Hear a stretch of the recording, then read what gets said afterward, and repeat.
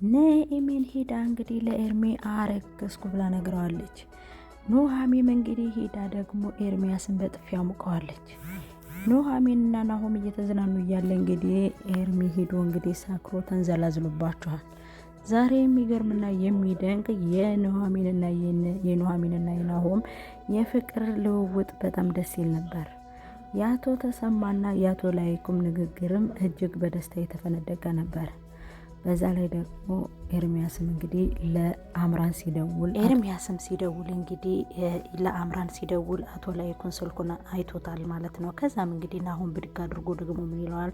አባዬ እባክህ ይሄን መጥሪያ ቀይረው፣ ይሄን መጥሪያ ስሰማ ያቺ መጥፎ አምራን ነው ትዝ የምትለኝ ይለዋል። ግዴለም ልጅ ቀይረዋለሁ፣ አንተ ግን እንዴት ነህ ከኑሃሚን ጋር ይለዋል ማለት ነው። ከኑሃሚን ጋር አለን ምንም አንልም ደህና ነን ይለዋል። አይ የሆነ ነገርማ አለ እንዴት ነው ሽማግሌ እንደላክ እንዴ ይለዋል።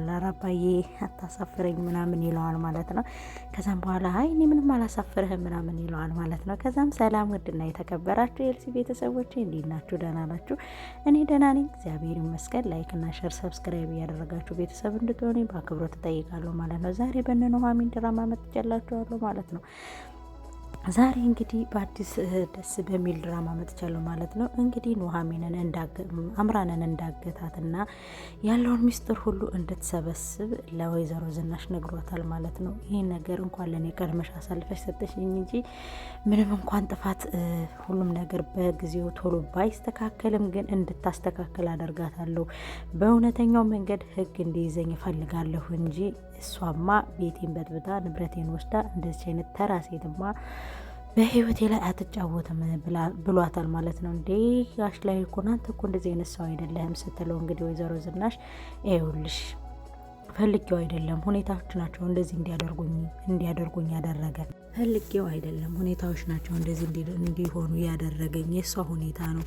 ይቺ ደግሞ ከትናንትና መጣ ዛሬ ህይወቴንም ትዳሬንም ትበጥብጠው እንዲህ በሰላም ደግሞ አሁን እየኖርኩት ያለ ቤቴ እኮ አሁን በትክክል እየተመራልኝ ነው። ስለዚህ እሷን ስርዓቷን አስይዛታለሁ ብሏታል ማለት ነው። ከዛም ችግር የለውም እኮ ግን እሷን ለእኔ ብትተወኝ እኔ ራሴ ወጣት ነበረ ብለዋለች። ምንም አንቺ ምንም የሚወጣሽ ነገር የለም ሌላ ኮተት ነገር ካለ እሱን ሸክፊ እንጂ ይችን ለእኔ ታያት በቃ ምናምን ብሏታል። ለዛም እኮ ነው ለብቻዋ ከአንድ ክላስ ያጎርኳት። ስልኳን እንኳን ቀምቻታለሁ። ማንም ቢደውልባት ከኔ ጋር ነው እንጂ የሚደውለው ከእሷ ጋር አይደውልም። እሷን እንዳያገኟት አድርጊያለሁ ብሏል ማለት ነው። ከዛም በኋላ ወይኔ በእውነት ላይ እኮን በጣም ነው ደስ አለኝ የኔ ፍቅር፣ ቤታችን እንደዚህ ይመለሳል ብዬ አስቤ አላቅም ነበረ ትለዋለች ማለት ነው። እኔም አላሰብኩም እውነት ለመናገር እንደዚህ ይሆናል ብዬ፣ ግን አንቺ ግን በጣም ጠንካራና ጀግና ሴት ነሽ። ይህ ቤታችን እንዳይፈርስ ያላደረግሽው ነገርና ያልሆንሽው ነገር የለም ብሏታል ማለት ነው። ከዛም በመጨረሻ ላይ እንግዲህ እኔም በጣም ነው የምወድህ እንግዲህ እግዚአብሔር ይመስገን ምናምን ብለዋለች ማለት ነው። ከዛም እንግዲህ ለናሆም ደውላ እንግዲህ ኑሃሚን እንዴት ናት? ምን መሰለህ እኔና አባትህ እኮ ድሮ ስንጀናጀና ቤት የነበረ ደስታ የነበረ ፍቅር ምናምን እያለች እንግዲህ እያስረዳቸው ነበረ ለናሆም ማለት ነው። ከዛ አንድ ነገር ግን በመሀል ላይ ላወራላቸው አቶ ተሰማ ያለውን ማለት ነው። በጣም ያሳቀኝ ነገር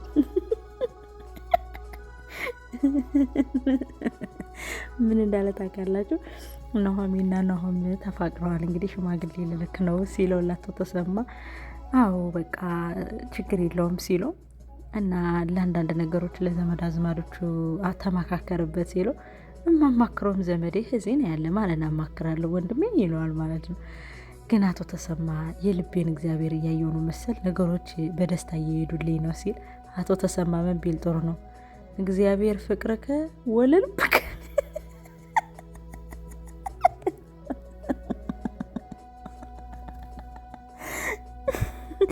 ማን ነው እንደኔ ሳቀ ግን?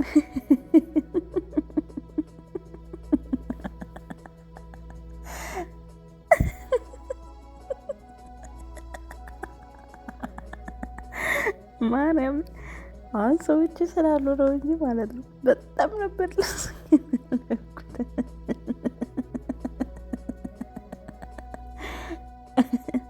አቶ ተሰማ በጣም ነበር ያሳቁኝ ማለት ነው። እግዚአብሔር ፍቅርከ ወለልብከ አሉ ማለት ነው።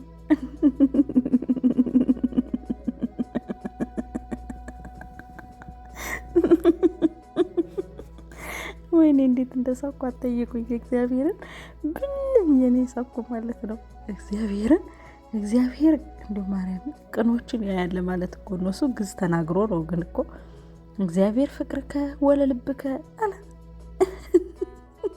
አልሳቃቸው። የምር በጣም ነበር የሳቁት ማለት ነው። እና ከዛም በመጨረሻ እንግዲህ ለናሆም ማለት ነው አንተ አይቻለሁ እኮ ልትሸኛት ስትሄድ መኪና ውስጥ ያደረጋችሁትን አይቻለሁ ይለዋል። በጣም ነበር የደነገጠ። እንዲህ አባዬ ምን ይሆንክ ነው? በጣም ነበር የደነገጠው። አይ በቃ እንግዲህ ከአባዬ ከተነካ አይገደድም ብሏል ማለት ነው። ከዛ እሷም ደግሞ ከቤቷ ውስጥ ሆና ፍቅር ይዞኛል ምን ይሻለኛል እያለች ነበር ማለት ነው። ፍቅር ይዞኛል ስትይ ነው የሰማሁሽ። መቼም ከኔ ከማስበው ሰው ጋር አይደለም አይደል? እኔ ብቻ የማይሆነውን ሰው በጣራ ይሻላል ስትለው ዳግም ብሏታል። ወይ እንኳንም አጣራኸው ዳግም ነው ሲል አይ ዳግም አይደለም ናሆም ነው ስትለው አዎ ናሆም ነው ስትለው በጣም ነው የተደሰታቱ ተሰማ ማለት ነው። እና እንግዲህ ፍቅራቸው ወደ ቦታው እየተመለሰ ይመስለኛል። ያቶ ላይኩን ፍላጎት እየተመለሰላቸው ይመስለኛል። እንግዲህ ነገሮች በሰላም የሚጠናቀቁ ይመስለኛል። እንግዲህ ሙሽራው ማሬ ያልን እንግዲህ ኑሃሚንን የምንድር ይሆናል ብዬ አስባለሁ። በሌላ በኩል እንግዲህ ኑሃሚን በጣም ነው የምታሳዝነው። በጣም ነው በቃ ህይወቷ እየተበላሸ ማለት ነው። እያለቀሰችም ነበረ። ኑሃሚን ከዚህ መምጣቷ ደብሮሽ ነው ወይ ስትላት፣ ወይ ኑሃሚን እኮ በመምጣቷ እኔ በጣም ደስተኛ ነኝ፣ እንዲያውም እሷ ስለመጣሽ ነው ነገሮች የቀለሉልኝ ትላታለች። እና ታዲያ ምን ሆነሽ ነው ንገሪኝ ስትላት፣ ወይዘሮ ዝናሽ እማዬ ምንም አልሆንኩም አልኩሽ አታናድጂኝ በላት። እሺ ውጭልኝ በቃ ምናምን ስትላት፣ እሺ እወጣልሻለሁ ስትል፣ እማዬ ቅርቤኝ ጮህኩብሽ አይደለ ቅርቤኝ ስትላት፣ ችግር የለውም እማዬ ቀፊ ብላ እንግዲህ አቅፋታለች ማለት ነው። ከዛም በመጨረሻ ላይ እንግዲህ ኑሃሚን ሄዳ እንግዲህ ለኤርሚያስ ማለት ነው ይኸውልህ አሁን እኔ በስንት መከራ ስደውልልሽ አልመጣም ብለሽ አሁን በራስሽ ፈልገሽ ይመጣሽ አይደለ ሲላት፣ ይኸውልህ አንድ ነገር ልንገርህ፣ እኔ ግን እንዴት አምኜህ ያንን ሁሉ ነገር አምኜህ አንተ እንዴት እንደዚህ ታደርጋለህ ትለዋለች ማለት ነው። ከዛም በመጨረሻ ላይ እንግዲህ እንዴት ደግሞ ምን አደረግኩሽ? ቆይ ምን አድርግ ነው የምትይኝ? ምናምን እያላት ነበረና፣ ይኸውልህ አንድ ነገር ልንገርህ፣ እኔ ምንም ነገር አልልህም። እኔ እኮ አንቺን ለመያዝ አንቺን ለመሸከፍ ሙሉ ዝግጅቴን ጨርሻለሁ። አንቺ ነሽ ፌንተር ያልሽብኝ ሲላት፣ ይኸውልህ አንድ ነገር ልንገርህ ትለዋለች። ከዚህ በኋላ ስሜን እንዳትጠራው እኔ ግን ያንተ ልጅ አርግዣለሁ በሆዴ ስል፣ ምን አታረጊውም? ይሄ ደግሞ ሌላ ቀልድ መሆኑ ነው ይላታል። እኔ ለማንኛውም መናገር ያለብኝ እየተናገርኩ ነው። ከማን ልጅ ጋር እየተሳፈጥክ እንደሆነ ደግሞ ራስህ ጠንቅቀህ ታውቀዋለህ። ስለዚህ እኔ አርግዣለሁ እያልኩ እየነገርኩ ነው ትለዋለች ማለት ነው። ከዛ እሱም ግን መስማት ፍላጎት የለውም። ጥላው ትሄዳለች ማለት ነው። ኑሃሚን ተረጋጊ እንጂ መሆንሽ ነው። አረ ኑሃሚን እያለ ይሄ የእውነት አርግዛ ከሆነ እኮ በደንብ ማጣራት አለብኝ ምናምን ብሎ እያጣራ ነበረ። ከዛም በመጨረሻ እንግዲህ ኑሃሚንም እንግዲህ ልደውልለት ላልደውልለት እያለች ነበረ ናሆምም ልደውል አልደውል እያለ በጣም እያሳቁ የነበር እነሱ ልጆች ግን። ከዛም በመጨረሻ እንግዲህ ኑሃሚን ኤርሚያስን ፈልጋው ሄደች ማለት ነው። ሄደችና አንተ ግን ምን አይነት ሴት ነህ? ምን አይነት ሰው ነህ? በቃ የሰው ህይወት ማበላሸት አይሰለችህም? ሁልጊዜ የሰው ህይወት መበጥበጥ አይሰለችህም? ብለዋለች። ደግሞ ምን አረኩሽ እንዴ? አፍቅሬሽ የረሳሽ ይመስሎ ነበር እኮ አረሳሽኝም እንዴ? እኔ እኮ ረስቼሻለሁ ይላታል። የማይመስል ወሬ አታውራ፣ ስነ ስርዓትን ያዝ ትለዋለች። ለምንድን ነው ስነ ስርዓቴን የሚይዘው? ንገሪኛ፣ ምን አድርጌ ነው ይላታል። ቆይ ግን እንዴት ሴት ልጅ አብናህ፣ እንዴት ሴት ልጅ በዚህ ደረጃ ቪዲዮ ይዘህ ታስፈራራለህ? ትለዋለች ማለት ነው። ከዛ በኋላ ምን አገባሽ አንቺ ስለ ልጅ እናቴ ኑሃሚን እንደሆነ አርግዛልኛለች ምን አገባሽ ይላታል ማለት ነው። ደግሞ ይህን ማነገረህ ስትለው፣ ላንቺ ማነገረሽ የራቁት ቪዲዮ እንደመያዜ? ኑሃሚን ወደድሽኝ እንዴ? መጣሽ ተመለሽ እንዴ? ሲላት ያዘችና በጥፊ ሞቅ አድርገዋለች ማለት ነው። ከዛም በኋላ ሞቅ አድርገው ተመልሳ ሄዳለች። የማትረባ ምናምን ብላ ከቤት ሄዳለች ተመልሳ። ከዛም እንግዲህ ጋሽ ላይኩን ከቤት ሲሄድ ጋሽ የመጣህ እንዴ? እንዴት ነው? ቁጭ በሉ ምናምን ብላ እንግዲህ ቁጭ አድርጋለች ማለት ነው። እሺ እንዴት ነው ታዲያ? ከዛም በኋላ አቶ ተሰማና አቶ ላይኩንም ደግሞ እንግዲህ ቁጭ ብለው ወሬያቸውን ጀምራሉ። ልጅ ያንቺ ምግብ እየሰራሽ የምታቀርብልኝ ምግብ እንዴት እንደናፈቀኝ ኑሃሚን ይላታል። ከዛ እሷም ደግሞ እሺ ጋሻ ሰርቼ ይዤላው ትመጣለሁ ብላ ስትገባ ኑሃሚን ምን አለችህ? ናሆም ምን አለ? እየተባባሉ እንግዲህ ጓደኛሞች እየተጠያየቁ ነበረ። እኔ ወንድሜ በጣም ደስ ብሎኛል፣ እኔ የምፈልገው ነገር እኮ ሊሆን ነው፣ ድጋሜ ዝምድናችን ሊጠብቅ ነው፣ ድጋሜ የፈለግኩት ነገር ሊሆን ነው፣ ያሰብነው ነገር ሊሆን ነው እያልን ነው። እንግዲህ ናሆምን በዚህ ደረጃ ሲስቅ አይተነው አናቅም። ኑሐሚንን በዚህ ደረጃ ሲሳሳቁ አይቼ አላቅም ማለት ነው። በጣም ነበረ ደስ ያለ የሆነ ለመናገር ናሆምና ኑሐሚን እንደዚህ ሆኖ ሳያቸው ማለት ነው። ዳግም ምን ሊል ይችላል የምናየው ይሆናል። እንግዲህ ስለ ዳግም ደግሞ ዳግምን ባታወራብኝ ይሻላል ምናምን ይለዋል ማለት ነው አቶ ላይኩን። ከዛም በመጨረሻ ላይ እንግዲህ እኔም ለድግሱ ዝግጅቴ ልጨርስ እያለች ነበር ወይዘሮ ዝናሽም እንግዲህ ከላይኩን ጋር እየተቃቀፉ ፍቅሯቸው ጥሷል ማለት ነው። ከዛም እንግዲህ ልብስ ለብሳ ለባብሳ ዘንጣ ልትወጣ ስትል አቶ ላይኩን ምናላት ኑሐሚን አምሮብሻል ሲላት አመሰግናለሁ ጋሼ የት ነው በዚህ ሰዓት ሲላት፣ ከዛ ከናሆም ጋር ትንሽ የምናወራቸው ስለ ስራ ጉዳይ ነበሩ ነው ይላል። ከዛም እንግዲህ አቶ ተሰማ ደግሞ ልጅ እንደ እስከፈለግሽው ሰዓት ማምሸት ትችያለሽ ብሎ ፈቅዶላታል ማለት ነው። አሽሙር መሆኑ ነው አባዬሽ በቃ ቶሎ መለሳለሁ በጊዜ መለሳለሁ ብለዋለች እንግዲህ።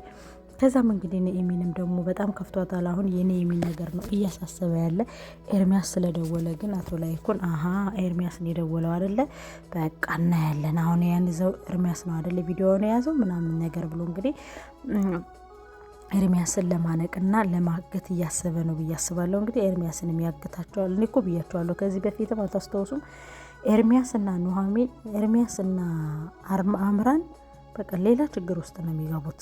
ሌላ በቃ ሲጠነስስ ውስጥ ሲረብሹት ሲበጠብጡት የነበረ ህይወቱን ቤቱን እነሱ ስለሆኑ እነሱን አሁን እንግዲህ አቶ ላይኩን መቀመቅ ውስጥ ይከታቸውና ቤቱን ወደ አዲስ ነው የሚመለሰው። ግን የህሊና ጸጸትና የህሊና የአእምሮ በሽታ አለባት። የማን ብላችሁ በተጠየቁኝ የዳግም አባት አሁንም ድረስ ዳግም ሞቷል ተብሎ እስካልተነገረው ድረስ የሚመጣ ይመስለኛል። ምክንያቱም ወይዘሮ ዝናሽ ለዳግም ቦታ እንዲሰጠው ወይም ደግሞ አክሲዮን እንዲሰጠው ብላ ሲመታበት ሞተ ብላ በሌላ ጠቅልላ አስወስዳ ቅበር ብላ አስቀብራ ወንጀል ልታሰራው ኑራ ነው እንጂ አቶ ላይኩንን እንጃ እኔ አቶ ሰንበቱ ይሞታል ብዬ አላስብም። በቃ የሆነ ቦታ ተደብቋል፣ አለቀ።